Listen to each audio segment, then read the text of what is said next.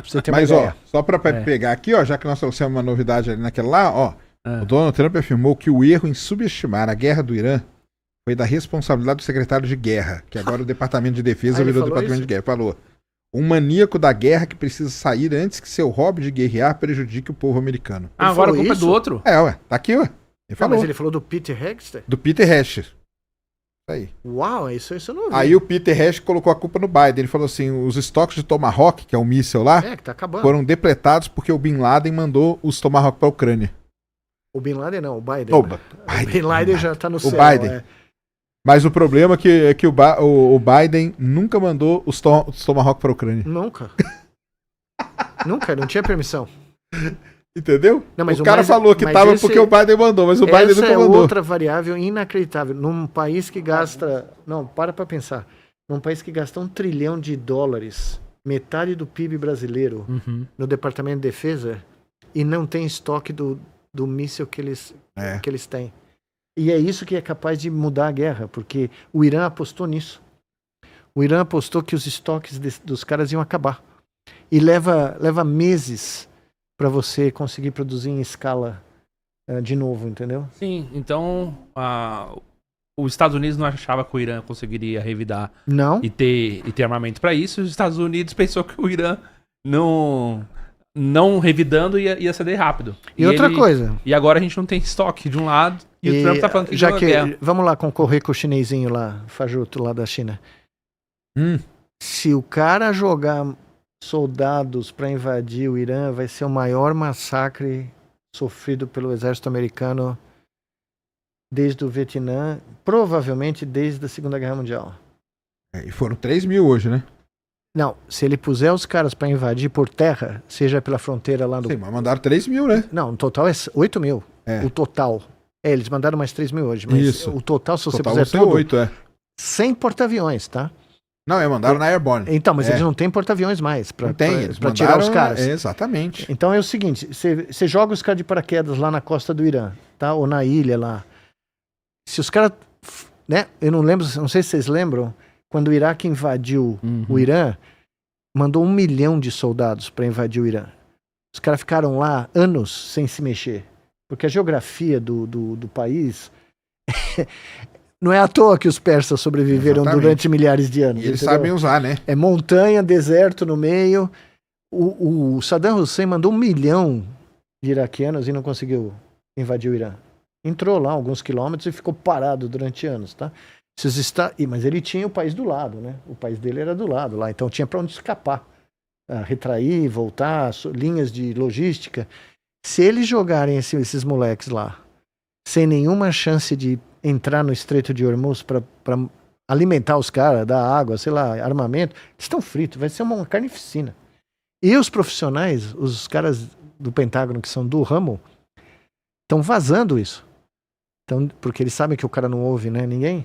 Eles estão vazando essa informação, dizendo, não, isso aqui vai ser uma loucura, isso aqui vai ser um Deus nos acuda. E o Irã está falando, vem, os romanos vieram... O Alexandre o Grande veio, os mongóis vieram, todo esse povo veio. Ganharam no começo, mas depois, né? O que aconteceu? Então, talvez seja a única chance, se é que o cara ainda consegue ouvir alguém, né? Porque a demência ali é séria, dele fazer o que ele tentou fazer hoje. Ganhamos a guerra, vamos parar, já deu. Mas agora já tem aqui, porque aquela hora que a gente falou, foi bem na hora que saiu aqui que a gente tava fazendo o podcast. Sim. Agora eu já tô vendo aqui, cara, já tem uma galera aqui detonando. Que ganhou guerra o quê? Não ganhou nada. Ganhou guerra onde? É aquilo lá que eu falei pro menino aquela hora. Mas a guerra dele era pra derrubar o regime não foi derrubado, ele não ganhou guerra. Mas você sabe qual é um fenômeno que ninguém fala no Brasil, porque você precisa viver lá pra saber isso? O maior orgulho americano, quando você falava, né, o que acontece em outros países da América Latina, na Europa, na Itália, sei lá, em qualquer lugar onde eles acham que, né, a democracia não é igual a deles... Isso mesmo. É que você tinha um regime americano criado 250 anos atrás, onde você tinha um troço que eles chamam de check and balances. Você não podia ter um ditador. Porque você tem o Congresso, sim, claro. Você tem a Suprema Corte. Tudo isso foi pro vinagre. O cara ganhou a maioria no Congresso e o cara nomeou, apesar que alguns estão se virando contra ele, mas ele nomeou um monte de gente na Suprema Corte. Ele matou a teoria dos checks and balances. E curiosamente, essa história também pouca gente conhece. O Kurt Gödel, que eu cito sempre, né, o matemático, um dos maiores logistas, talvez o maior do século XX, era amigo do Einstein. E era um refugiado de guerra também. Isso aí. E aí o Einstein chegou pro presidente do Instituto de Estudos Avançados de Princeton e falou, nós temos que fazer o cara virar americano, para ele não correr mais risco. É um dos maiores cientistas do mundo, mas, né, louco de pedra. Aí era um economista, eu tô bloqueando o nome do cara, um economista famosíssimo, né? E falou, não, eu conheço um juiz em Trenton, nós vamos dar a cidadania americana pro Kurt Gödel. Só que ele tem que aprender a Constituição americana. Porque o juiz, quando você vai se naturalizar, pergunta, né? Como que é o sistema de poder americano. Perguntas da Constituição, né? O Gödel era logista. Ele trabalhava com lógica, né? Não sei se a palavra em português correta é essa. Mas, enfim. Ele estudou a Constituição americana. Estão no trem, saindo de Princeton para ir para Trenton, Einstein, o presidente do instituto, esse economista, e o Gödel. Aí o Gödel, que era um cara super tímido, falava pouco, o melhor amigo dele era o Einstein, só conversava com ele e falou, Albert, tem um problema. Qual é o problema, Kurt? Eu descobri que existe um erro lógico na Constituição americana e que um ditador pode tomar conta do país. Aí o Einstein, pelo amor de Deus, não abra a boca. Esquece isso, cara. Esquece isso daí.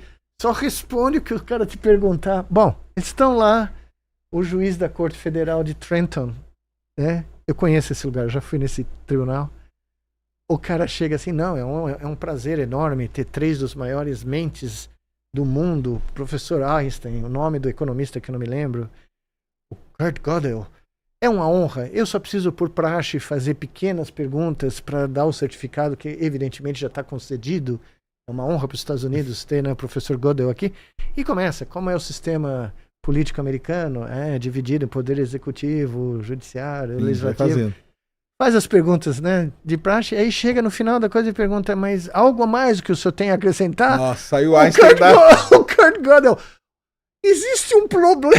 Ele toma uma bimba por baixo da mesa do Einstein para calar a boca, porque ele ia dizer pro juiz que a Constituição americana tem uma falha de lógica. E eu fico pensando comigo, meu Deus, será que o que ele imaginou é o que acabou de acontecer? E se um cara ganhasse o Congresso e dominasse a Suprema Corte, e fosse presidente com uma margem de votos razoável, ele poderia passar por cima da Constituição e fazer o que ele quer? Tipo, agora essa ideia do terceiro mandato.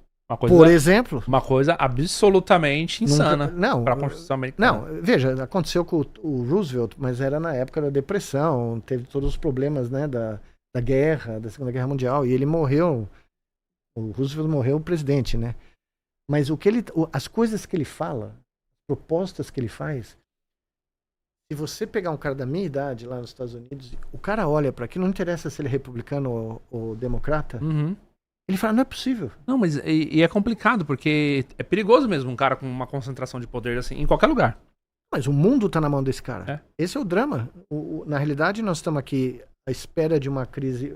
As pessoas falam de petróleo e gás, né? Ninguém sabe, ou ninguém comenta das outras coisas que estão começando a faltar no mundo por causa dessa guerra. Hélio. Isso, eu falei aqui de tarde do hélio. Hélio. O hélio faz fertilizante. E remédio. Ibuprofeno, que é feito com, né? É feito com... Mas tem uma outra coisinha que ninguém falou aqui no Brasil ainda. A internet, existem 24 cabos vitais submarinos no Golfo Pérsico. Se o Irã for lá com a tesoura e corta a internet do mundo. A internet de boa parte do mundo vai pro vinagre, tá? Um dia sem internet no mundo... Sabe qual a profundidade da água? Bilhões de prejuízo. Sabe qual a profundidade da água do Golfo Pérsico nessa região? 50 metros. Ou seja, qualquer porcaria de submarino deles lá. Aliás, qualquer mergulhador. Não um mergulhador corta mesmo. Entendeu?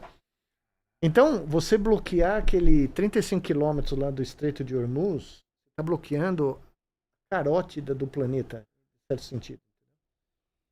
E fertilizante. Você sabia que os fazendeiros americanos estão de cabelo em pé? Porque agora em abril, eles têm que plantar. Eles têm que plantar e não tem fertilizante. E não tem fertilizante para plantar.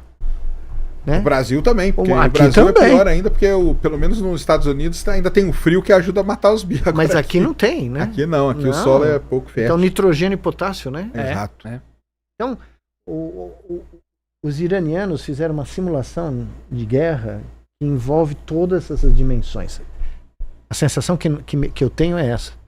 Eles simularam todas essas dimensões. Que militarmente eles não podiam bater, então nós vamos bater no resto. E eles não são invadidos. Não tem como. Porque imagina, você vai lá na entrada do... Como o Iraque fez, né? Os caras estão na montanha atirando em você lá embaixo. De cima para baixo. Né? O exército confederado perdeu a guerra civil americana porque tentou na batalha de Gettysburg subir uma ladeira. E o exército da União estava lá em cima esperando eles subirem a ladeira, entendeu? É isso. Muito bom. É isso, gente. Mais alguma pergunta? Não, aqui tá bom. Manda aí o Live Pix aí pra gente, Gabriel. Mas tem aqui, ó, tem uns superchatzinhos aqui, ó. Manda aí os superchats pra mim, por favor. É isso. Tem esse aqui, ó, do Raimundo Silva aqui, ó, mandou 10ão, ó. Nicolé, o senhor já ouviu falar na síndrome de devaneios excessivos?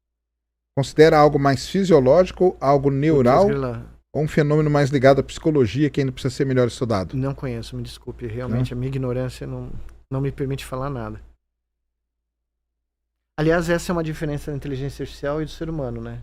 A gente não responde. Ela responde. Nenhum sistema fala não sei, né? Exatamente.